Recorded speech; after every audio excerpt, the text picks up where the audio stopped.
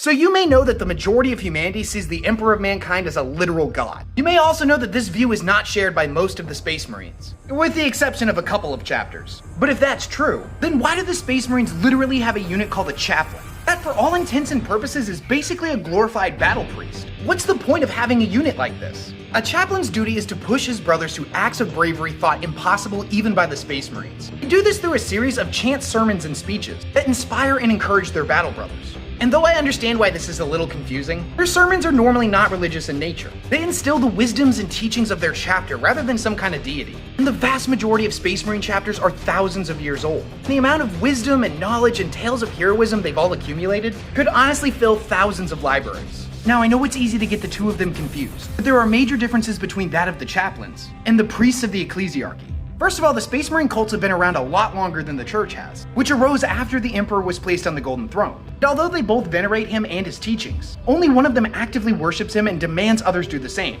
Needless to say, they don't both necessarily get along. The chaplains view the ecclesiarchy as a bunch of raving fanatics, while the ecclesiarchy views the chaplains of the Space Marines as a useful but dangerous tool. Now, there's obviously peace between the two factions, but there's definitely a schism. In battle, the chaplains can always be found on the front line where the fighting is thickest, and their war gear is pretty badass. First thing is their absolutely iconic helmets that always display a skull. This is supposed to represent the Emperor's eternal watch, and looking into the face of a chaplain is basically like having the Emperor stare right back at you.